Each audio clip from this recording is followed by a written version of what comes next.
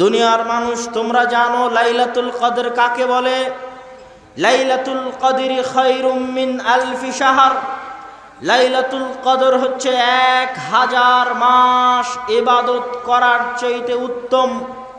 1000 মাস ইবাদত করলে জানে কি হবে? এক রাত ইবাদত করলে তার চেয়ে বেশি নেকি হবে। তাহলে 1000 মাস মানে 70-80 বছর। 70-80 বছর টানা ইবাদত করলে জানে কি হবে? মাত্র এক রাতে ইবাদত করলে তা নাকি হবে পৃথিবীর সর্বশ্রেষ্ঠ রাত। এই রাতের এত মর্যাদা, এত সম্মান কিসের জন্য? লাইলাতুল কদরের এত মর্যাদা, এত সম্মান কোথায় থেকে আসলো যে লাইলাতুল কদর পৃথিবীর সর্বশ্রেষ্ঠ রাত হয়ে গেল? লাইলাতুল কদর 1000 মাসের চেয়ে উত্তম হয়ে গেল। কি কারণে, কিসের কারণে লাইলাতুল কদরের এত মর্যাদা? আল্লাহ বলছেন ইন্না আনজালনাহু ফি লাইলাতুল কদর। লাইলাতুল কদরের এত মর্যাদা, এত সম্মানের আর কোনো কারণ নাই। একটাই কারণ, লাইলাতুল কদরের সর্বশ্রেষ্ঠ রাত হওয়ার, লাইলাতুল কদরের 1000 মাসের ইবাদতের চাইতে উত্তম হওয়ার একটাই কারণ, লাইলাতুল কদরে কোন কিতাব অবতীর্ণ হয়েছে? কোরআন অবতীর্ণ হয়েছে। আল্লাহু আকবার। এটা হচ্ছে লাইলাতুল কদরের ফজিলত এবং মর্যাদার কারণ কোরআনের বরকতে। রমজান সর্বশ্রেষ্ঠ কোরআনের বরকতে, লাইলাতুল কদর সর্বশ্রেষ্ঠ এই কোরআনের বরকতে। মুহাম্মদ সাল্লাল্লাহু আলাইহি ওয়াসাল্লাম সাইয়্যিদুল আদম, আদম সন্তানের সর্দার। কিয়ামতের মাঠে যেই দিন আদম, নূহ, ঈসা, মুসা, ইব্রাহিম কেউ আলাইহিমুস সালাতু ওয়াস সালাম আল্লাহর সামনে কথা বলার সাহস করবেন না। মান যাল্লাযী ইয়াশফাউ ইনদাহু ইল্লা বিইজনি। কে আছে এত ক্ষমতাওয়ালা দুনিয়াতে? কে আছে এত প্রভাবশালী দুনিয়াতে? কে আছে এত প্রতাপশালী দুনিয়াতে? মান যাল্লাযী ইয়াশফাউ ইনদাহু ইল্লা বিইজনি। কোন মায়ের বেটা এত প্রভাবশালী, এত শক্তিশালী, এত ক্ষমতাওয়ালা দুনিয়াতে আছে যে কিয়ামতের মাঠে আল্লাহর সাথে কথা বলতে পারে? আল্লাহর অনুমতি ছাড়া আছে কি কেউ? আল্লাহর চ্যালেঞ্জ, গোটা দুনিয়াতে এরকম কোনো ক্ষমতাশালী নাই। কিসের রাশিয়ার প্রেসিডেন্ট ভ্লাদিমির পুতিন, কিসের ফ্রাউন, কিসের ইন্দিরা গান্ধী, কে কত ক্ষমতাশালী পৃথিবী থেকে চলে গেছে, কে আছে যে কিয়ামতের মাঠে আল্লাহর সামনে কথা বলতে পারে দাঁড়িয়ে মাথা উঁচু করে? এরকম সাহস কিয়ামতের মাঠে কারো হবে না। ওরা তো বহু দূরের থাক। আল্লাহর প্রিয় বান্দা, আল্লাহর শ্রেষ্ঠ বান্দা, আল্লাহর নিজে হাতে তৈরি করা বান্দা আদম, আল্লাহ যার সাথে কথা বলেছেন সেই বান্দা মুসা, আল্লাহর বন্ধু ইব্রাহিম, আল্লাহ সুবহানাহু ওয়া তাআলা যাকে রূহ পাঠিয়ে বিনা বাপে মুজজা দিয়ে সৃষ্টি করেছেন সেই ঈসা, এত মহান মহান নবী আলাইহিমুস সালাতু ওয়াস সালাম কেউ কিয়ামতের মাঠে টু শব্দ করার, আল্লাহর দরবারে আল্লাহর সামনে কথা বলার সাহস করবে না। ওই দিন আল্লাহর দাপট, ওই দিন আল্লাহর ক্ষমতা, ওই দিন আল্লাহর প্রভাব, ওই দিন আল্লাহর ভীতি। কিয়ামতের মাঠে কিসের মুমিন, কিসের কাফের, কিসের নবী, কিসের পাপী, যে যত বড় পরহেজগার, যে যত বড় নবী, আর যে যত বড় ক্ষমতাশালী, কেউ কিয়ামতের মাঠে আল্লাহর দাপটের সামনে টু শব্দ করতে পারবে না। ওই দিন আল্লাহ মুহাম্মদ সাল্লাল্লাহু আলাইহি ওয়াসাল্লামকে মাকাম মাহমুদ, কিয়ামতের মাঠের সর্বোচ্চ সম্মান দিবেন। সেই সর্বোচ্চ সম্মান হচ্ছে আদম থেকে নিয়ে কিয়ামত পর্যন্ত লক্ষ লক্ষ কোটি কোটি বনু আদমের সামনে আল্লাহর সাথে কথা বলার একমাত্র অনুমতি পাবে কে? মুহাম্মদ সাল্লাল্লাহু আলাইহি ওয়াসাল্লাম। তার মতো এত শ্রেষ্ঠ নবীকে এত শ্রেষ্ঠ বানালো কে? কিসের কারণে মুহাম্মদ সাল্লাল্লাহু আলাইহি ওয়াসাল্লাম এত শ্রেষ্ঠ? কি সে আসল কারণ যেই কারণে মুহাম্মদ সাল্লাল্লাহু আলাইহি ওয়াসাল্লাম এত মহান নবী, এত সর্বশ্রেষ্ঠ নবী, সেই কারণ আর কোনো কারণ নয় মুহাম্মদ সাল্লাল্লাহু আলাইহি ওয়াসাল্লামের উপর যেই কিতাব অবতীর্ণ হয়েছিল, এটা সেই কোরআন, সেই কিতাবের বরকত। আজ উম্মতে মুহাম্মাদি কিসের জন্য সর্বশ্রেষ্ঠ? উম্মতে মুহাম্মাদের কি আছে? আমার আপনার মতো নাচিজ নাদান গুনাহগার পাপিষ্ঠ আমাদেরকে কিসের জন্য আল্লাহ সুবহানাহু ওয়া তাআলা কুনতুম খায়রা উম্মাতিন উখরিজাত লিন-নাস, তোমরাই সর্বশ্রেষ্ঠ উম্মত। ইহুদিদের চাইতে আমরা কি বেশি করে ফেলেছি? খ্রিস্টানদের চাইতে আমরা কি বেশি করে ফেলেছি? কিসের কারণে আমার মতো পাপী সর্বশ্রেষ্ঠ উম্মত? কিসের কারণে আপনার মতো পাপী নাচিজ নাদান সর্বশ্রেষ্ঠ উম্মত? কিসের কারণে? আমাদের বাড়িতে, আমাদের ঘরে কিসের বরকত আছে? কিসের বরকত? উম্মতে মুহাম্মাদির উপর কিসের বরকত আছে? এই কোরআনের বরকতে উম্মতে মুহাম্মাদি সর্বশ্রেষ্ঠ। আল্লাহু আকবার। এতক্ষণ আলোচনার সারমর্ম হচ্ছে রমজানের কোনো শ্রেষ্ঠত্ব নাই কোরআন ছাড়া, লাইলাতুল কদরের কোনো শ্রেষ্ঠত্ব নাই কোরআন ছাড়া, আমার আপনার কোনো শ্রেষ্ঠত্ব নাই কোরআন ছাড়া। রমজান মাসে জন্ম হয়েছে যেই কিতাবের, সেই কিতাবের নাম কি? কোরআন। তাহলে রমজান মাসের সবচেয়ে বড় প্রস্তুতি কি হওয়া উচিত বলেন? রমজান মাসের সবচেয়ে বড় প্রস্তুতি কি হওয়া উচিত? কোরআন। কোরআনবিহীন রমজান কিসের? যেই রমজানের সব শ্রেষ্ঠত্ব, সব ফজিলত, সব মর্যাদা আল্লাহ কোরআনে বর্ণনা করছেন এইভাবে, শাহরু রমাদান আল্লাযী উনজিলা ফীহিল কোরআন। জানো রমজান কোন মাস? রমজানের সব মর্যাদা, সব ফজিলত এই কারণে, আল্লাযী উনজিলা ফীহিল কোরআন, যে রমজান মাসে কোরআন অবতীর্ণ হয়েছে। গোটা রমজান পার হয়ে গেল, চাঁপাইনবাবগঞ্জের কেউ একদিন কোরআন খুলে দেখলো না, আর রমজানের সরিষা সম পরিমাণ দাম নাই, আর রমজানের সিয়াম থাকার চুল পরিমাণ দাম নেই। কিসের রমজান? কোরআন ব্যতীত। রমজানের সম্মানিত কোরআন, রমজানের বরকতিত কোরআন, রমজানের মর্যাদায়িত কোরআন, রমজানের ফজিলতিত কোরআন। অতএব কোরআন বিহীন রমজান প্রকৃত রমজান নয়। তাহলে রমজানের প্রস্তুতির 1 নম্বর অধ্যায় হচ্ছে পবিত্র কোরআন। রমজান মাসে অধ্যয়ন করতেই হবে। দেখেন কোরআন এমন এক ভয়ঙ্কর কিতাব, হুজ্জাতুন লাকা ও হুজ্জাতুন আলাইকা। আল্লাহর রাসূলের হাদিস পড়ছি আপনার সামনে। এই হাদিসের অর্থ কি? আজকে এশার সালাতের পরে যদি আমি আপনি 2 রাকাত সালাত সুন্নাত পড়ে থাকি, নেকি হবে। আর যদি 2 রাকাত সুন্নাত সালাত না পড়ে থাকি, গুনাহ হবে না। ফজরের আগে 2 রাকাত সুন্নাত যদি পড়ে থাকি, নেকি হবে। যদি না পড়ে থাকি, গুনাহ হবে না। তাহলে কোরআন কি এরকম যে কোরআন পড়লে প্রতি হরফে 10 নেকি হবে, আর কোরআন না পড়লে কোনো সমস্যা নাই? আপনার কি মনে হয়? কোরআন খুবই ভয়ঙ্কর কিতাব, খুবই ভয়ানক কিতাব। আল কোরআন ইয়াতাকাল্লামু ইয়াউমাল কিয়ামাহ। কোরআন কিয়ামতের মাঠে কথা বলবে। আপনার কাছে আশ্চর্য লাগতে পারে কোরআন কিভাবে কথা বলবে। আমার প্রশ্নের উত্তর দিবেন, গরু ছাগল কথা বলতে পারে? গরু ছাগল কথা বলতে পারে? আমি আপনি কথা বলতে পারি? তো গরু ছাগলকে কথা বলতে দাও, কথা বলার সুযোগ দিল না, আমাকে কথা বলার সুযোগ দিল, সেই সত্তা কে? আল্লাহ। আল্লাযী আনতাকাকুম, যে আল্লাহ গরু ছাগলকে কথা বলার সুযোগ দেয়নি, আমার আপনার মতো নাচিজকে কথা বলার শক্তি দিয়েছে, ওই আল্লাহ কি কোরআনকে কথা বলার শক্তি দিতে পারে না? পারে। আল কোরআন ইয়াতাকাল্লামু ইয়াউমাল কিয়ামাহ। কোরআন কিয়ামতের মাঠে কথা বলবে। আর যখন কোরআন কিয়ামতের মাঠে কথা বলবে, তখন আমার আপনার পরিস্থিতি হবে খুবই ভয়ঙ্কর। সুন্নাতের মতো নয়, নফলের মতো নয়, রাখলে নেকি না রাখলে গুনাহ নাই, এটা নয়। আল কোরআন হুজ্জাতুন লাকা ও হুজ্জাতুন আলাইকা।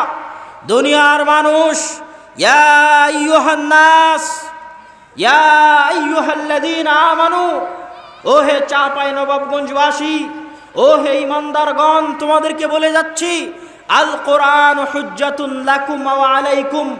এই কোরআন হয় তোমাদের পক্ষে কথা বলবে কিয়ামতের মাঠে, না হয় তোমাদের বিপক্ষে কথা বলবে কিয়ামতের মাঠে। আল্লাহ রাসূল বলেননি যে কোরআন কিয়ামতের মাঠে যে কোরআন পড়েছে ওর পক্ষে কথা বলবে, আর যে কোরআন পড়েনি কোরআন চুপ থাকবে। এ কথা বলেননি যে দুনিয়াতে কোরআন পড়েনি কোরআন কিয়ামতের মাঠে ওর বিপক্ষে কথা বলবে। কেন বিপক্ষে কথা বলবে? আপনার এসএসসি করার সুযোগ হলো, এইচএসসি করার সুযোগ হলো, নেতার পিছনে মিছিল করার সুযোগ হলো, মিটিং করার সুযোগ হলো, হরতাল মারামারি গণ্ডগোল করার সুযোগ হলো, রাজনীতি করার সুযোগ হলো, ব্যবসা করার সুযোগ হলো, বিয়ে শাদী করার সুযোগ হলো, সন্তান সন্ততির বিয়ে শাদী দেওয়ার সুযোগ হলো, নাতি পুতিনকে নিয়ে কোলে থাকার সুযোগ হলো, গোটা জীবন পার করে দিলেন, সব কিছুর সুযোগ হলো। কিন্তু এই শ্রেষ্ঠ কিতাব আপনার বাড়িতে কাপড় জড়ানো অবস্থায় পড়েই থেকে গেল, একে পড়ার কোনো দিন সুযোগ হলো না, আর আপনি কিয়ামতের মাঠে পার পেয়ে যাবেন? আপনি কি বলেন? নেয়ামত যত বড় বিপদ তত বড়। কোরআনের মতো এত বড় নেয়ামত দিয়েছে আল্লাহ, বিপদ তত বড়। আল্লাহ কোরআনের মতো বড় নেয়ামত না দিত নাই, কথা শেষ। কিন্তু কোরআনের মতো বড় নিয়ামত যে আপনার বাড়িতে, কোরআনের মতো বড় নিয়ামতের উম্মত যে আপনি, তো কোরআন নিয়ে বসে আছেন বাড়িতে, কোরআন পড়বেন না, মহা পরীক্ষা, মহা বিপদ। এই কোরআন কিয়ামতের মাঠে আপনার বিরুদ্ধে কথা বলে আপনাকে জাহান্নামে নিয়ে চলে যাবে। আল কোরআন যদি আপনার পক্ষে কথা বলে, আল কোরআন ওয়াস সাওমু ইউশাফাআন ইয়াউমাল কিয়ামাহ, কোরআন এবং সিয়াম বা রোজা কিয়ামতের মাঠে কথা বলবে, সাক্ষ্য দিবে। আল্লাহ ক্ষমতা দিবেন কোরআন এবং সাওমকে কথা বলার, যে আল্লাহ মানুষকে কথা বলার ক্ষমতা দিয়েছেন। আল্লাহ যদি মানুষকে কথা বলার ক্ষমতা দিতে পারেন, তো ওই আল্লাহ কোরআনকেও কথা বলার ক্ষমতা 100 বার দিতে পারেন। যে আল্লাহ মানুষকে কথা বলার ক্ষমতা দিয়েছেন, ওই আল্লাহ সাওমকে কথা বলার ক্ষমতা 1000 বার, লক্ষ বার দিতে পারেন। কিয়ামতের মাঠে আল্লাহ কোরআনকে সিয়ামকে কথা বলার সুযোগ দিবেন। এরা যদি আপনার পক্ষে কথা বলে, এইভাবে পক্ষে কথা বলবে, আল্লাহ সিয়াম কোরআন রাত জাগতে দেয়নি, রাত্রি জেগে কোরআন পড়েছে, সিয়াম না খেয়ে থেকেছে, শাহওয়াতকে কন্ট্রোল করেছে, জান্নাতে দিয়ে দাও। আল্লাহ সুবহানাহু ওয়া তাআলা কোরআনের শাফাত শুনে জান্নাতে দিয়ে দিবেন। দেখেন কোরআন কি কিতাব, কত ভয়ঙ্কর কিতাব। এই কোরআনের পাওয়ার, এই কোরআনের বরকত, এই কোরআনের ক্ষমতা, কোরআনকে মূল্য দেওয়ার আর মূল্য না দেওয়ার ক্ষমতা এত বেশি। ওমর ইবনুল খাত্তাব রাদিয়াল্লাহু তাআলা আনহু, অর্ধজাহানের শাসক, অর্ধ পৃথিবীর খলিফা, তাকে চিঠি লিখেছে জেরুজালেম থেকে তার সাহাবীরা, যে আমরা জেরুজালেম ঘেরাও করে রেখেছি, জেরুজালেম বিজয় করার জন্য আপনাকে আসতে হবে। বাইতুল মুকাদ্দাসের চাবি পাদ্রী খলিফাতুল মুসলিমিন ছাড়া কারো হাতে দিবে না। ওমর রাদিয়াল্লাহু তাআলা বললেন, আনা আতি, আমি আসছি। আমি আসছি বলে উনি এই যে রওনা দিলেন, জীর্ণ শীর্ণ কাপড় পরে, টুটা ফাটা তালি দেওয়া কাপড় পরে, রাখালকে উটের পিঠে রেখে নিজে রশি ধরে টানছেন। এই মুহূর্তে উনি ওল্ড জেরুজালেম, পুরাতন জেরুজালেম শহরের প্রবেশ মুখে। হাজার হাজার লক্ষ লক্ষ খ্রিস্টান পাদ্রী অপেক্ষায় আছে, আসবে অর্ধজাহানের শাসক। 4000 সাহাবী অপেক্ষায় আছে, আসবেন আমিরুল মুমিনিন। ওমর রাদিয়াল্লাহু তাআলা আনহু যখন ঢুকছেন জীর্ণ শীর্ণ পোশাকে, রাখালকে উটের পিঠে বসিয়ে নিজে রশি ধরে টেনে, তখন হন্তদন্ত হয়ে সাহাবীরা ছুটে এসে ওমর রাদিয়াল্লাহু তাআলা আনহুকে বলছেন, আমিরুল মুমিনিন, আজকে গোটা খ্রিস্টান বিশ্বের সামনে আপনি আমাদের অপমান করে দিলেন। গোটা খ্রিস্টান বিশ্ব অপেক্ষায় আছে। বাপরে বাপ, বাইতুল মুকাদ্দাস সমর্পণ করে দিচ্ছে, যেই বাইতুল মুকাদ্দাস সারা পৃথিবীর বিনিময়ে খ্রিস্টানরা রাজি হবে না। ইউরোপের কি নাই, জার্মান ফ্রান্স ইংল্যান্ডের কি নাই, যে জার্মান ফ্রান্স ইংল্যান্ডকে সিরিয়ার মাটিতে যুদ্ধ করতে হবে? জার্মান ইংল্যান্ড ফ্রান্সের কি নাই, যে জার্মান ইংল্যান্ড ফ্রান্সকে ফিলিস্তিনের মাটিতে যুদ্ধ করতে হবে? ইহুদিদের কি নাই, ট্রাম্পের কি নাই, যে জেরুজালেমকে রাজধানী করতে হবে? গোটা দুনিয়া আমাদের দিয়ে দেন, বলেন যে বাইতুল মুকাদ্দাস মুসলমানদের দিয়ে দাও, গোটা দুনিয়া তোমাদের দিয়ে দিলাম।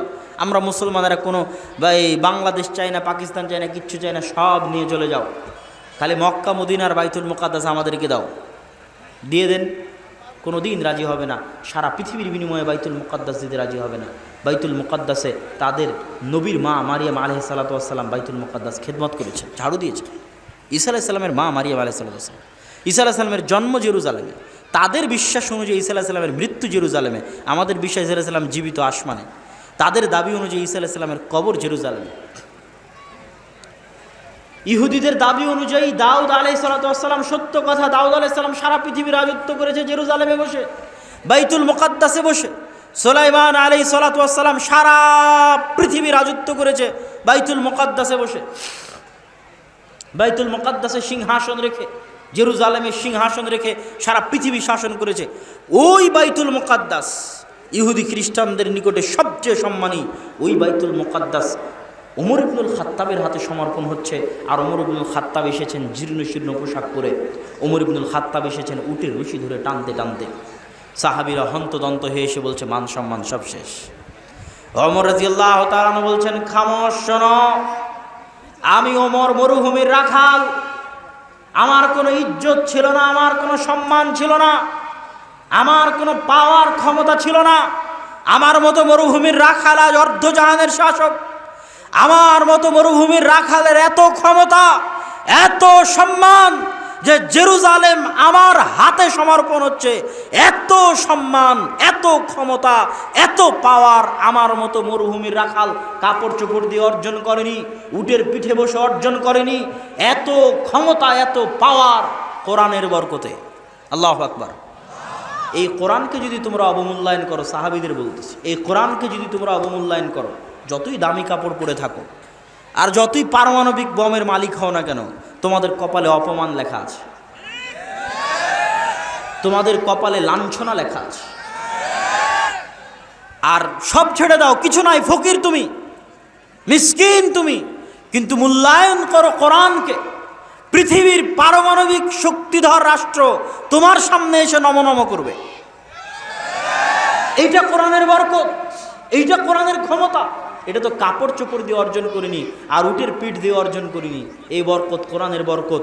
এই কোরআনের কারণে আল্লাহ কোনো জাতিকে উত্থান ঘটান, আর এই কোরআনকে অবমূল্যায়ন করার কারণে আল্লাহ কোনো জাতির অধঃপতন ঘটান।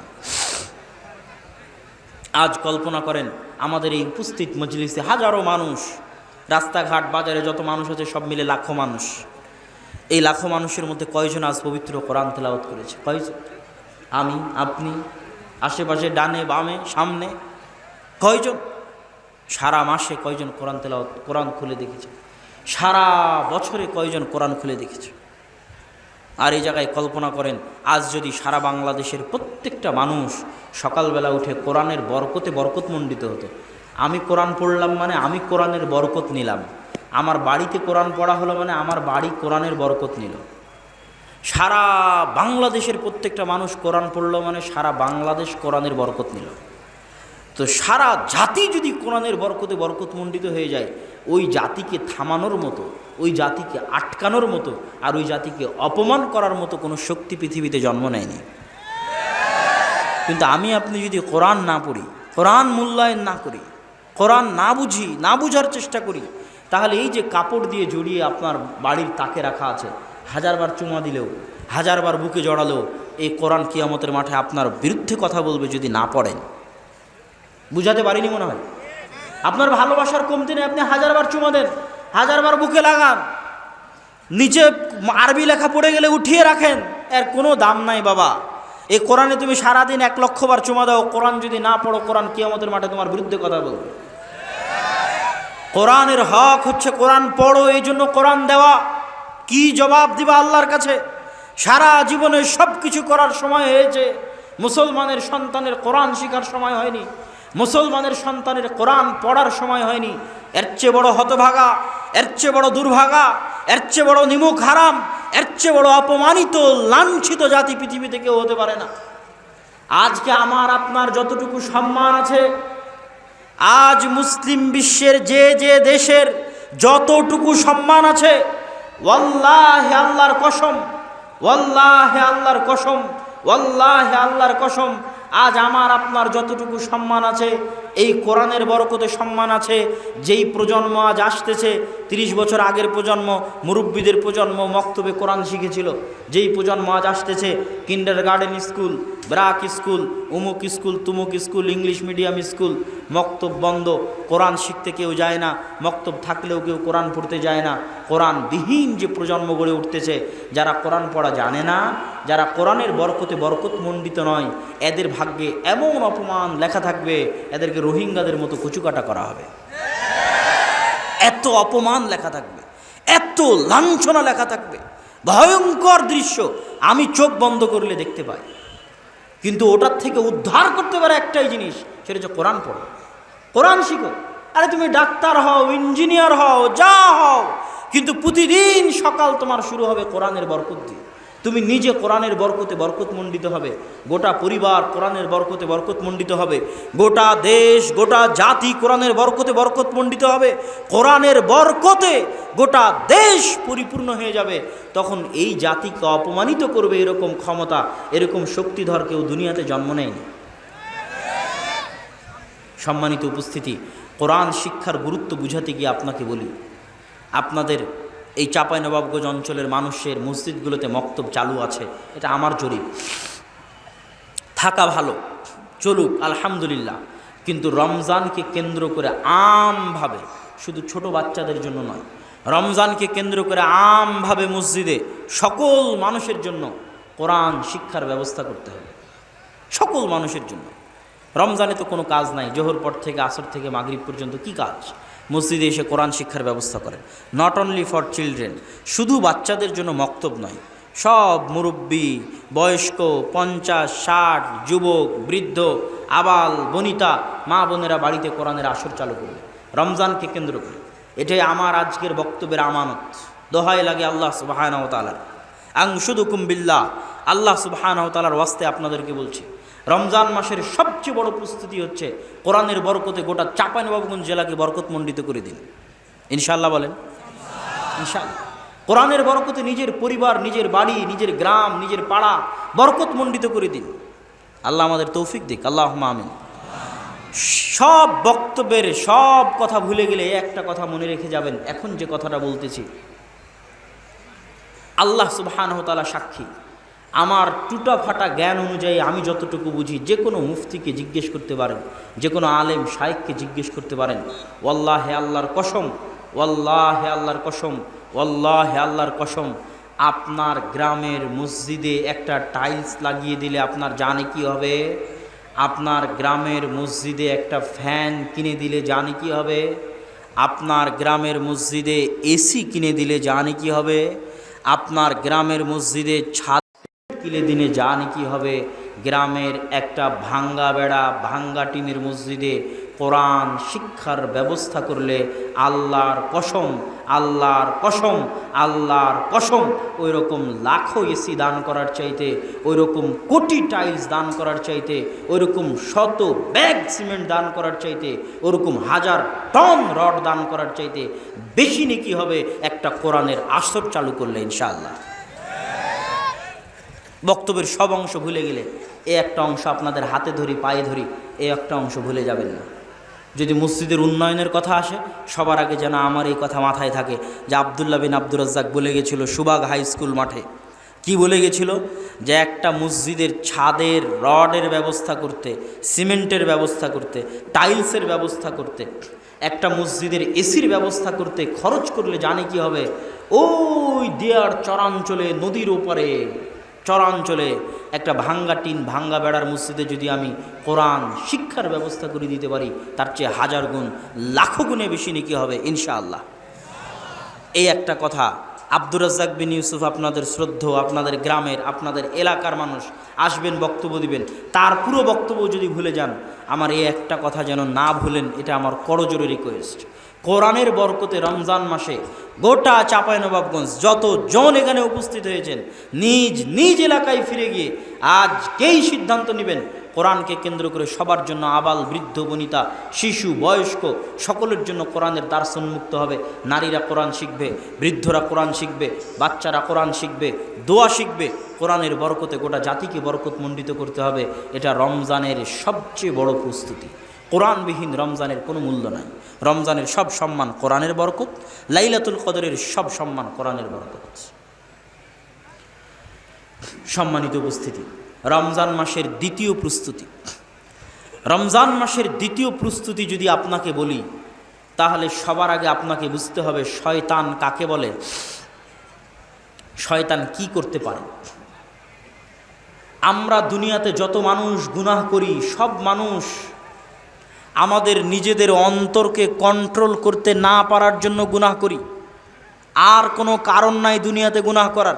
যে জেনা করছে ও অন্তরকে কন্ট্রোল করতে পারে না, তাই জেনা করছে। যে সুদ খাচ্ছে ও অন্তরকে কন্ট্রোল করতে পারে না, তাই সুদ খাচ্ছে। যে চুরি করছে ও অন্তরকে কন্ট্রোল করতে পারে না, তাই চুরি করছে। আর কোনো কারণ নাই গুনাহের, একটাই কারণ, সেটা হচ্ছে আমাদের অন্তরের ওপর কন্ট্রোল ক্ষমতা দুর্বল। কেন? আমাদের এই অন্তরের ওপর ক্ষমতা আছে শয়তানের। কার ক্ষমতা আছে? এই ক্ষমতা আল্লাহ শয়তানকে দিয়েছে। শয়তান অনেক শক্তিশালী, অনেক পাওয়ারফুল। শয়তানের ক্ষমতা বলতে গিয়ে রাসূল সাল্লাল্লাহু আলাইহি ওয়াসাল্লাম বলেন, মা মিন মাউলুদিন ইল্লা ইয়ামাসসুহু শাইতান। এমন কোন আদম সন্তান দুনিয়াতে জন্মগ্রহণ করে না,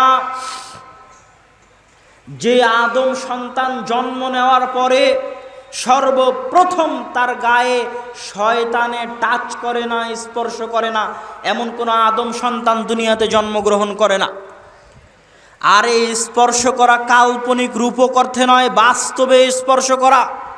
হাত্তা ইস্তাহিল্লা সারেখা, শয়তানের স্পর্শে ওই ছোট বাচ্চা কেঁদে ওঠে।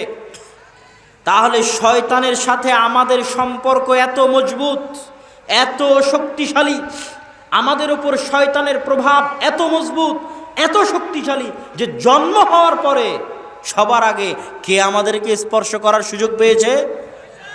শয়তান। ইল্লা মারিয়াম ও ইবনুহু, তবে মারিয়াম এবং তার সন্তান ঈসাকে শয়তান স্পর্শ করেনি। আল্লাহু আকবার। দ্বিতীয় হাদিস, রাসূল সাল্লাল্লাহু আলাইহি ওয়াসাল্লামের, এমন কোন আদম সন্তান পৃথিবীতে নাই ইল্লা ওয়ালাহু কারিনান, যে আদম সন্তানের দুটো বন্ধু নাই। কারিনুম মিনাল মালাইকা ওয়া কারিনুম মিনাশ শাইতান। একটা হচ্ছে শয়তান বন্ধু, আর একটা হচ্ছে ফেরেশতা বন্ধু। জন্মের পর থেকে এখানে যত জন বসে আছে প্রত্যেকের সাথে দুইজন করে আছে। আমার সাথে দুইজন আছে, এনার সাথে দুইজন আছে, প্রত্যেক মানুষের সাথে দুইজন আছে। একটা ফেরেশতা, একটা শয়তান, একটা ফেরেশতা, একটা শয়তান।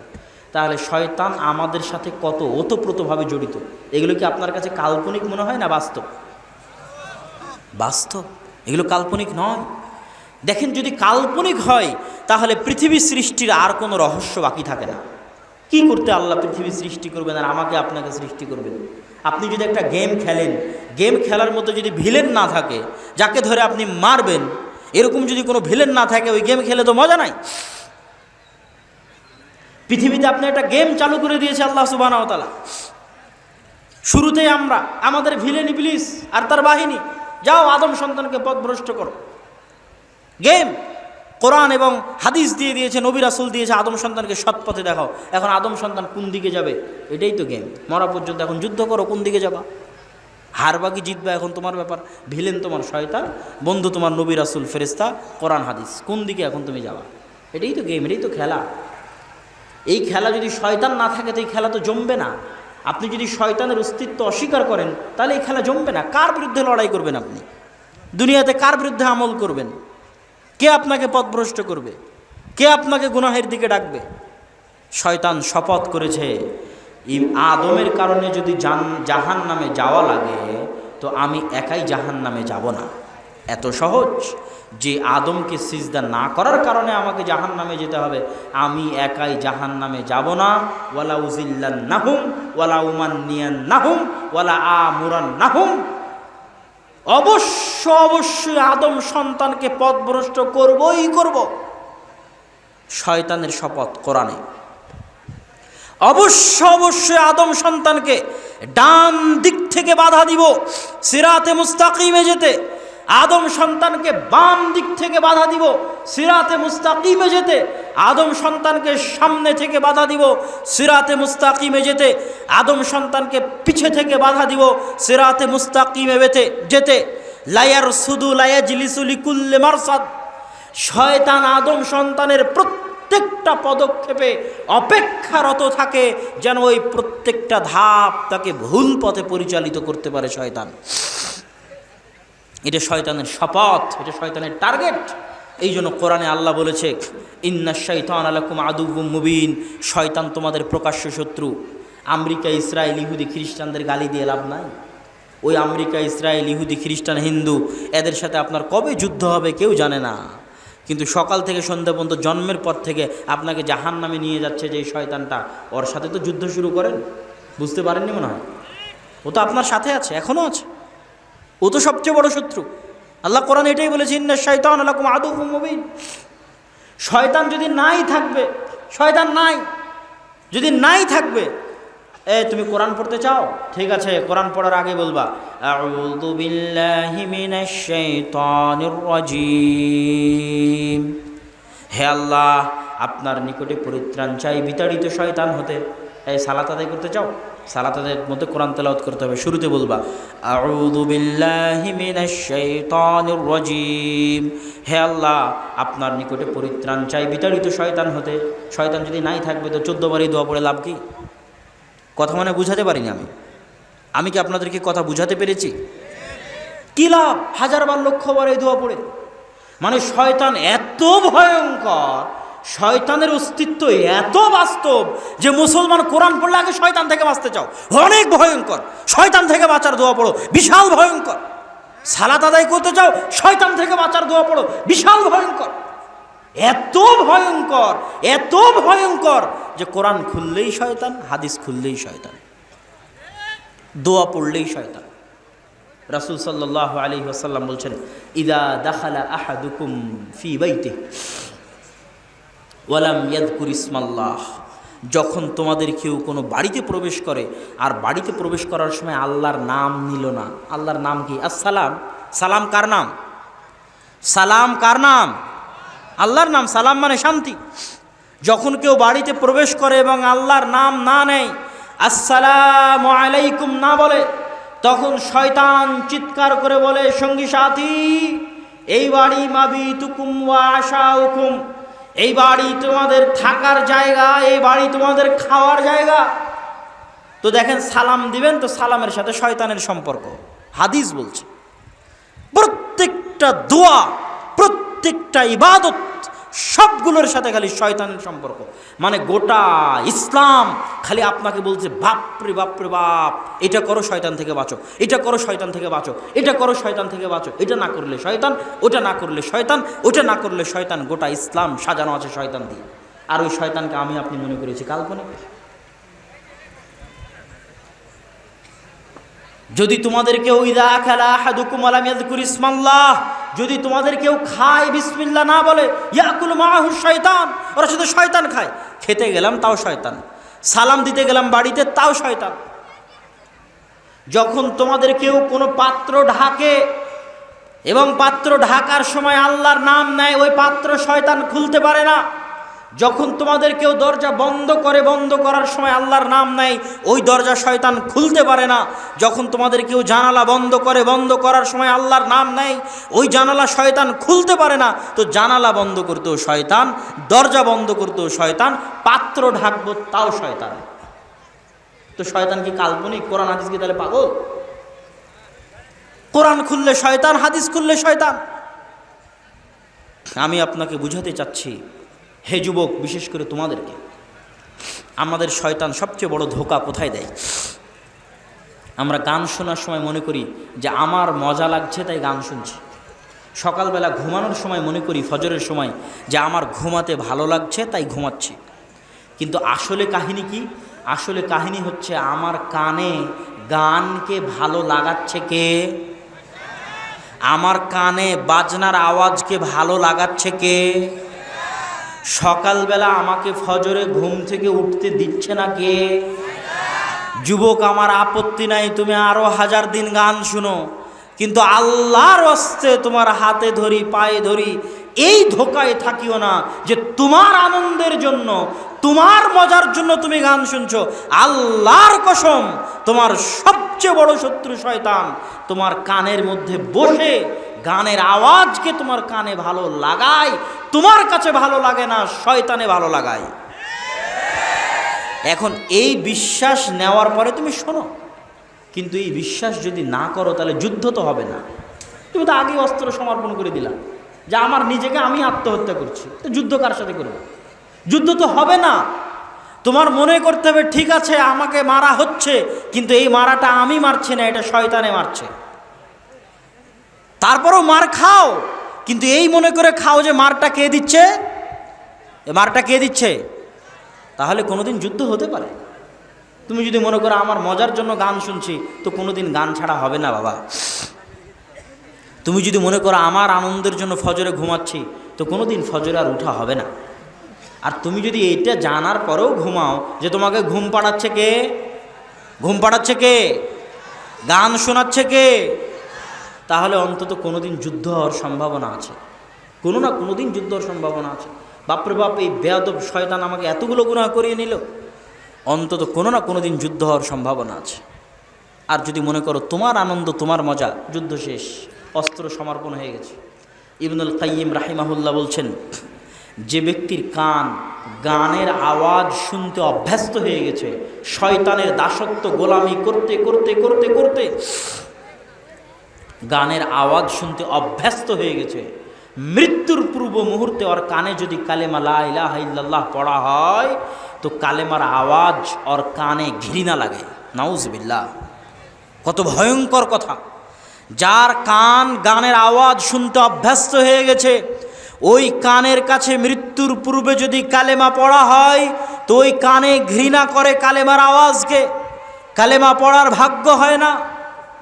অতএব কানকে অভ্যস্ত বানিও না, দাস বানিও না, গোলাম বানিও না গান বাজনার। না হলে এই কান কালেমাকে অস্বীকার করে বসবে তোমার মৃত্যুর সময়, তোমার বিপদের সময় অস্বীকার করে বসবে কালেমাকে। অতএব গান বাজনার দাস এবং গোলাম বানিও না কানকে। সম্মানিত উপস্থিতি, শয়তানের কথা বলছিলাম যে শয়তানের থিওরিটা কি ইসলামে, শয়তানের থিমটা কি ইসলামে। শয়তানে ইসলামের থিম যত আমি স্পষ্ট করতে পারবো, তত মানুষ বেশি হেদায়েতের রাস্তায় আসতে পারবে। প্রত্যেকটা ইবাদত শয়তানের খপ্পর থেকে বাঁচানোর জন্য।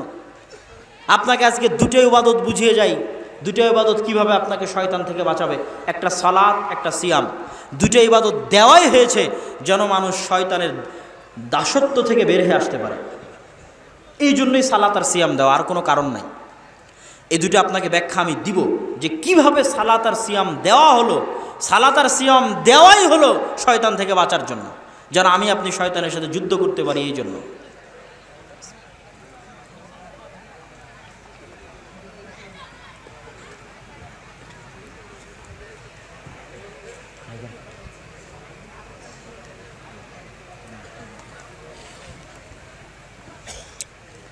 সালাত এবং সিয়াম। প্রথমে আসি সালাত।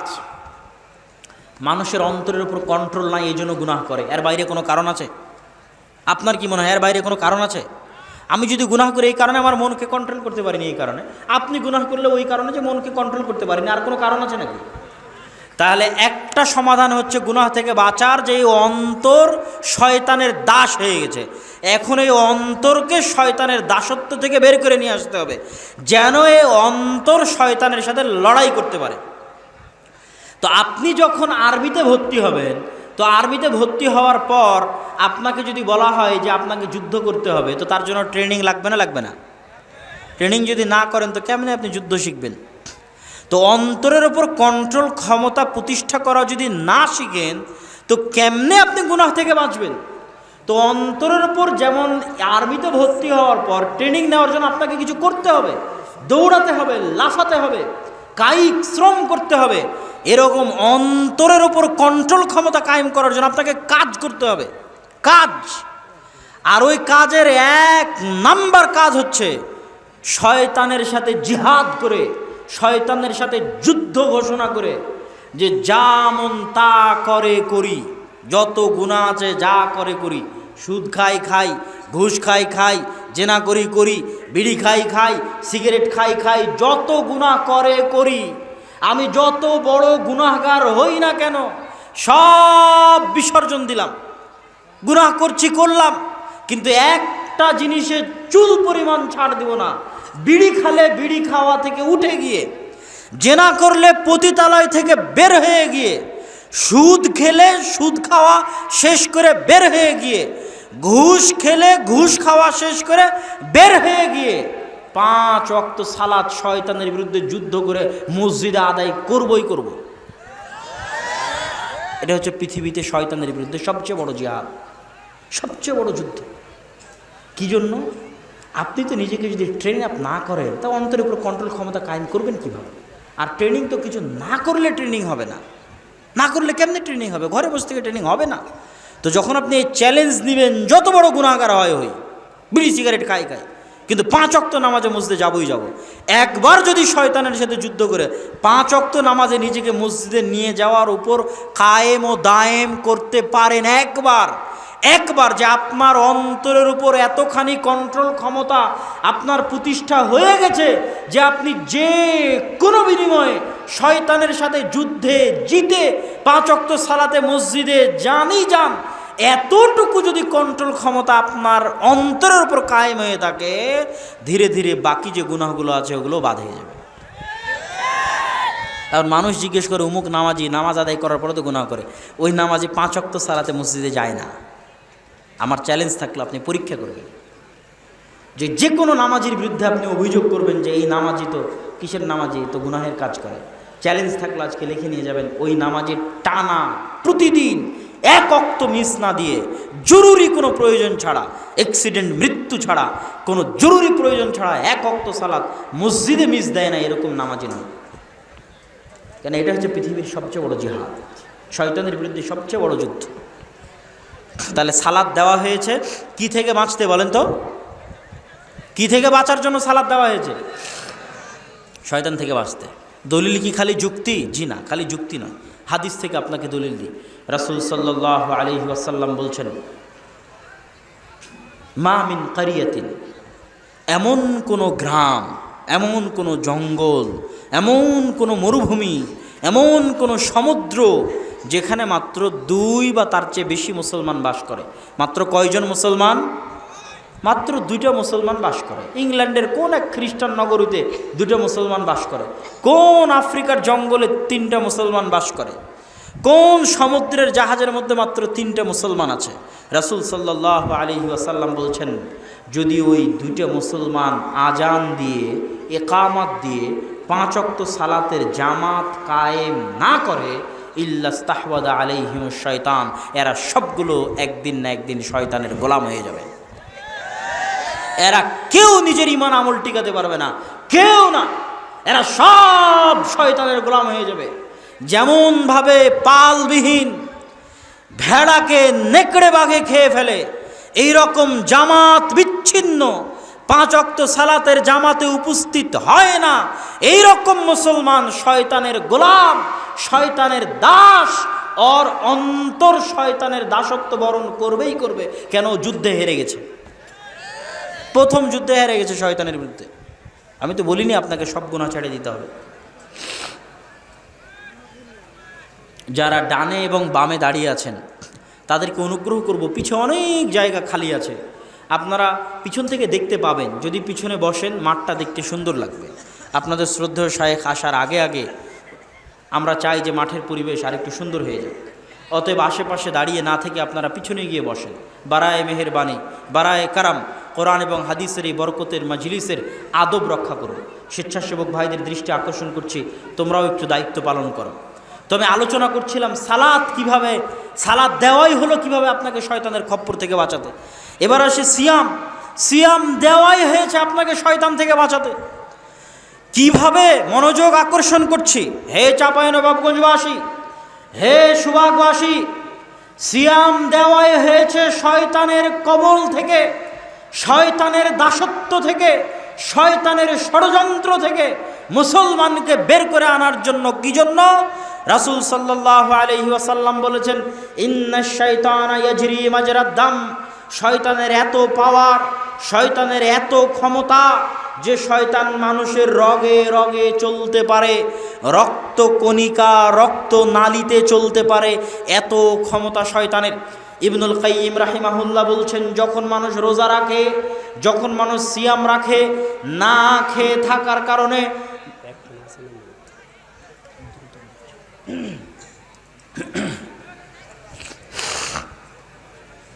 না খেয়ে থাকার কারণে মানুষের রক্ত কণিকা সংকীর্ণ হয়ে যায়। ইবনুল কাইয়িম রাহিমাহুল্লাহ লিখছেন, যখন রমজান মাসে মানুষ রোজা রাখে তখন মানুষের রক্ত কণিকা সংকীর্ণ হয়ে যায়। সংকীর্ণ হয়ে আসার কারণে শয়তান ওই রক্ত কণিকার মধ্যে প্রবেশ করতে পারে না। আল্লাহু আকবার। তাহলে আপনি শয়তান থেকে যদি বাঁচতে চান, যেমন সালাত আদায় করতে হবে, সিয়াম পালন করতে হবে। সিয়াম পালন করলে আপনার রক্তকণিকা সংকীর্ণ হয়ে যাবে, শয়তান ঢুকতে পারবে না। আর যত বেশি খাবেন, যত পেট পরিপূর্ণ করে খাবেন, সারাদিন খাওয়া দাওয়া যত বেশি খাবেন, আপনার রক্তনালিকা তত ফোলা ফোলা থাকবে, ফাঁকা ফাঁকা থাকবে, আর তত বেশি শয়তান প্রবেশ করবে, আর আপনি তত বেশি পথভ্রষ্ট হয়ে যাবেন খালি খাবারের কারণে। এই জন্য সোমবারের সিয়াম রাখেন, বৃহস্পতিবারের সিয়াম রাখেন, শয়তানকে কষ্ট দেন। আপনি সোমবারে সিয়াম রাখলে শয়তান কষ্ট পায়, কেন? ঢুকতে পারে। ইতিমধ্যেই 100টা বন্ধ হয়ে যাওয়া মক্তব চালু করেছি আলহামদুলিল্লাহ, নিজস্ব অর্থায়নে, নিজস্ব খরচে। এবং রমজান মাসব্যাপী সারা বাংলাদেশে প্রায় কয়টা মসজিদে রবিউল 50-50 করে ধরলে? না না না, ওগুলো তো 50-50 করে তো কয়েকটা জেলাতে। হ্যাঁ, সব মিলে প্রায় কয়েকটা জেলাতে হিসাব করা হয়নি, প্রায় 300 থেকে 400 মসজিদে গোটা রমজান মাসে আম জনসাধারণের জন্য কোরআন শিক্ষার ব্যবস্থা করা হয়েছে। ইনশাআল্লাহ রমজান মাসে চলবে সারা বাংলাদেশের 300 থেকে 400 মসজিদে, আর দাওয়া ইলাল্লাহর অর্থায়নে আলহামদুলিল্লাহ। আর একটা যেটা বড় কাজ আমরা করেছি সেটা হচ্ছে প্রায় 300 থেকে 400 মসজিদে আমরা এ পর্যন্ত লাইব্রেরি পরিচালনার জন্য 1 কপি করে ফ্রি বই পাঠিয়েছি। আরও অনেক লম্বা লিস্ট আছে আমাদের আবেদনের খাতায়, সেগুলোও ধীরে ধীরে ধীরে ধীরে যেতে থাকবে ইনশাআল্লাহ। আমাদের সবচেয়ে টপ প্রায়োরিটির কাজ হচ্ছে কোরআন, আর তারপরে হচ্ছে ইলম, জ্ঞান চর্চা, আর তারপরের কাজ হচ্ছে মানব সেবা। মানব সেবা করার জন্য আমরা যখন ফ্রি অক্সিজেনের কাজ শুরু করেছিলাম করোনা কেন্দ্রিক, তখন গোটা বাংলাদেশে প্রায় 60টা অক্সিজেন সিলিন্ডার দিয়ে আমরা গোটা বাংলাদেশে ফ্রি অক্সিজেনের কাজ করেছি। তার পাশাপাশি প্রতি মাসেই গরিব দুঃখী অসহায় রোগীদের জন্য কিছু বরাদ্দ থাকে, সেটা রাখা হয়। পাশাপাশি ফ্রি অ্যাম্বুলেন্স সার্ভিস দেওয়ার আমরা চেষ্টা করি, ফ্রি ব্লাড ডোনেশন ক্যাম্পিং থাকে, ফ্রিতে রক্তদান সংস্থা, মানুষকে রক্ত দেওয়া, সেবামূলক যত কার্যক্রম করা যায় ধীরে ধীরে এটা আমরা আরও বাড়াবো। তো দাওয়া ইলাল্লাহ সারা দেশব্যাপী যে দাওয়াতি কাজ করতেছে, সেই দাওয়াতি কাজের জালসা প্রোগ্রামের দিক থেকে এটা একটা প্রথম জালসা এবং প্রোগ্রাম, এবং এখান থেকে উদ্বৃত্ত যদি কোনো অর্থ থাকে সেটাও দাওয়া ইলাল্লাহর ফান্ডে দাওয়াতি কাজের জন্য ব্যয় করা হবে। আমি চাইব আজকে চাঁপাইনবাবগঞ্জের মানুষ প্রমাণ করবে যে চাঁপাইনবাবগঞ্জের মানুষ দান করতে কৃপণ নয় ইনশাআল্লাহ। কি বলেন? ইনশাআল্লাহ। কি জন্য? আপনি কি আপনার টাকা দিচ্ছেন না আল্লাহর দেওয়া টাকা দিচ্ছেন? আল্লাহর দেওয়া টাকা। আল্লাহ তো বলেনি যে আপনি আপনার টাকা দান করেন, এটা বলেননি। মিম্মা রাযাকনাহুম ইউনফিকুন,